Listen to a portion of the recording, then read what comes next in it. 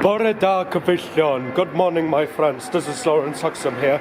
Well, this is the second day here at Dinant, and the first thing I'm going to visit here in Dinant, well, apart from the fact I visited the Adult Sex Museum, is the Citadel.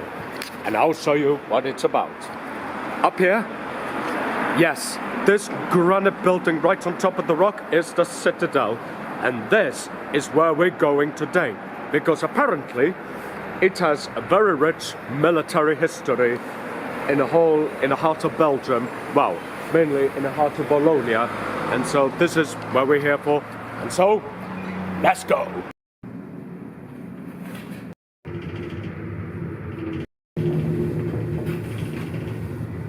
Here we are. This is a picturesque, scenic view of Dinant, together with the Citadel, and here we are.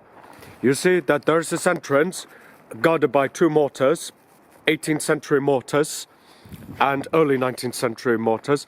And here you've been greeted by this Napoleonic dragoon officer wearing a helmet with a crest and a full uniform with a sword. Here. Okay, this is where we are right now. And yeah, this is the whole view of the Citadel, and here we got another soldier.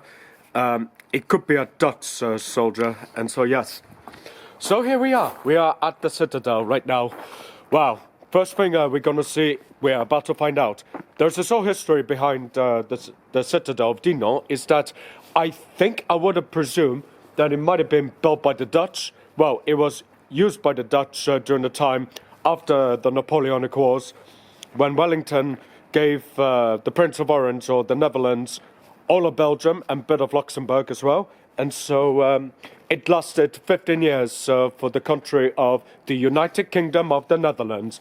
But of course it wasn't until 1831 that Belgium had a revolution, and they've kicked the Dutch out of Belgium, and so Belgium had made its own country, find its own way.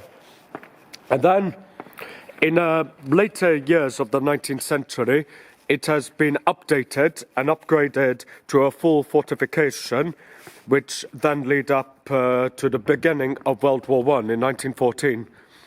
And so, however, what's even older is that it was used in the medieval period, and it has faced sieges, especially against the Burgundians. Okay, and so it begins. Here it is. It says here, why did the Germans attack Dinant? And here we go. It was during the Schlieffen Plan that the Germans, to begin with, they want to pass through Belgium to have access to attack France. But since Belgium didn't want to allow the Germans to go through, and so Germany declared war on Belgium and invaded Belgium. And so one of the places in Belgium is Dinant. And why is that? Because of the Citadel. It's very strategic. And look here, on the bridge here you see French soldiers wearing bright blue uniforms with le pantalon rouge, armed with bolt-action rifles with very long bayonets. And you can see them wear a cape, and you can see 148th Regiment. You see French soldiers being pinned down from above by machine gun fire from the very top, which is carnage. And this is the place where Charles de Gaulle, when he was lieutenant, he was injured on the bridge, and which is the reason why Charles de Gaulle has been erected a statue there. And here you see this French soldier, 33rd Regiment. It was defended. Why was the city defended by French troops and not by the Belgian army? Well, it could be likely that the Belgians, they were already in full retreat, and so the French had to step up. This is just my guess. Here we have the Germans destroying the city, because now there is some very dark rumors, or let's say a dark truth to that, why the Germans attacked the city.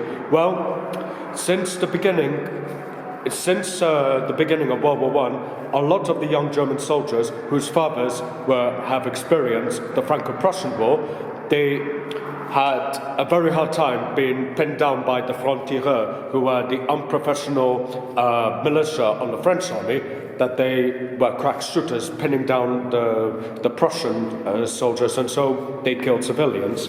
And so as a result, that's the reason why the Germans, they did horrible things towards the civilians. Okay, we are going to continue to proceed ahead. Here you can hear the sounds of the Battle of Dinant, 15th of August, 1914. 21st of August, 1914. Gunfire, melee combat. It's all intense. You can just as well imagine what it was like being an infantryman, you know, French soldier trying to capture Dinant from the Germans, being pinned down by machine gun fire. It was intense. And especially, look here, German soldiers marching, destroying everything. They were occupied everything, attacking through Belgium. Here you see refugees of civilians and soldiers alike fleeing from the conflict, which is in parallel what's happening now in Ukraine. It's all very horrible right now. And so yes, that's Dinant back in 1914 in August. This was before the attack. And then, by the time the Germans came, they destroyed everything. And so this is where the carnage took place. Here it is. This is Lieutenant Charles de Gaulle in his young age in 1914. It was on the 15th of August 1914 that the 11th Company of the 33rd Infantry Regiment Arras received the order to repel German soldiers attempting to cross the bridge at Dinant after taking the citadel. As he was coming to the aid of French soldiers retreating from the citadel, Lieutenant Charles de Gaulle was wounded on the right leg while commanding his section. When the powerful artillery force on the French side opened fire, it enabled the so-called Pantalon Rouge or Red Trousers to regain the right bank of the Meuse and retake the citadel. Okay, at this point, despite the fact that the Pantalon Rouge had been pinned down by the Germans, the powerful artillery on the French side, it was thanks to the artillery which gave the Germans a hard time. It gave the French the opportunity to retake the citadel, and so this was one of the very few opportunistic moments for the French to gain ground, until in the end they lost. And here you get to see the shadows of German soldiers wearing Pickerhaube, very typical, just before the Stelheim.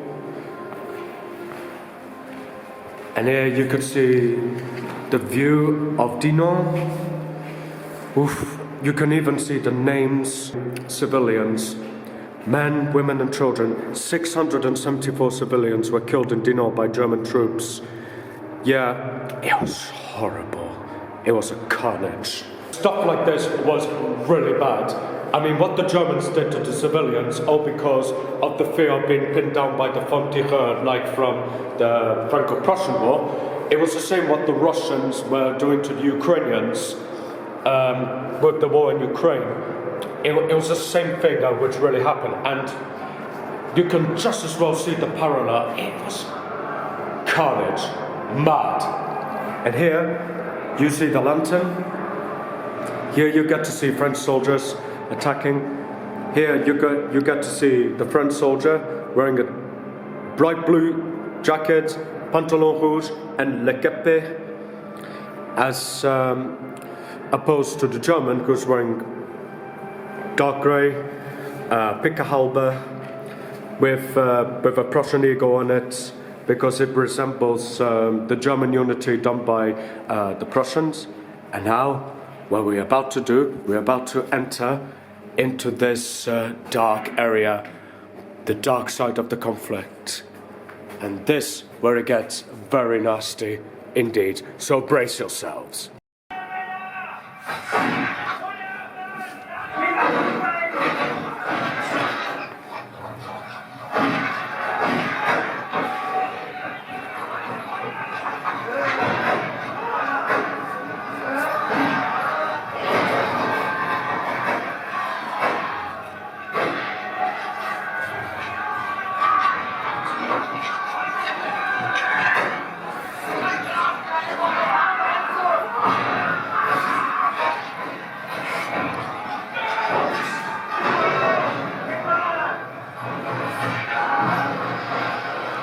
Okay, we're in the courtyard of the citadel, walking into that area where they store artillery, as well as wheels, which is attached to the artillery or gun battery. Here you get to see cannonballs and also mortar shells or something like that. And here you get to see the smithing, the collection of 12-pounder cannons over there defending the fort, wheels, and also cannon barrels. Yeah, this is a field artillery. As you could see here, it's very Napoleonic. It's one of those carts which actually can carry, let's say, 12 or 16-pounder cannon, which is enormous. KG 880, 9 centimeters. And okay, so it's a 6-pounder cannon. Okay, so it's 6-pounder. You could see the portrait of a colonel, garrison commander of the Dutch army. You see all the Dutch soldiers chilling out or even doing on guard duty. And here, this is the whole arsenal of wheels with metal rims, barrels of the cannons, and also carriages to carry the cannons.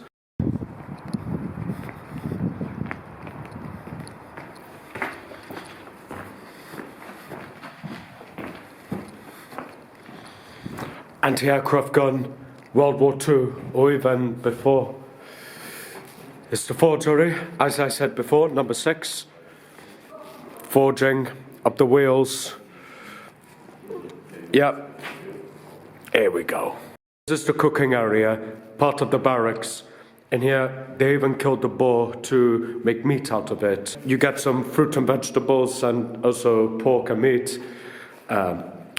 Saucepans and pans. If you go ahead, it's a Dutch barracks. Baking bread. Yep, this is what it is. Here, this is the restroom for the Dutch soldiers sleeping in the bunk beds. You're guarded by 2 miniature cannons. You get to see a table with board games, cards. Yeah. It's a dormitory, that's what it is. It shows the daily life of the Dutch army during the 15 years of the United Kingdom of the Netherlands. And here, 1692, we have Louis XIV insists on witnessing the storming of the city and establishes his court in Dinant, which has been a French city since 1675. Madame de Maintenon, his secret spouse, joins him and travels over the length and breadth of the region in a coach. That's Louis XIV with the coach, and that's Vauban.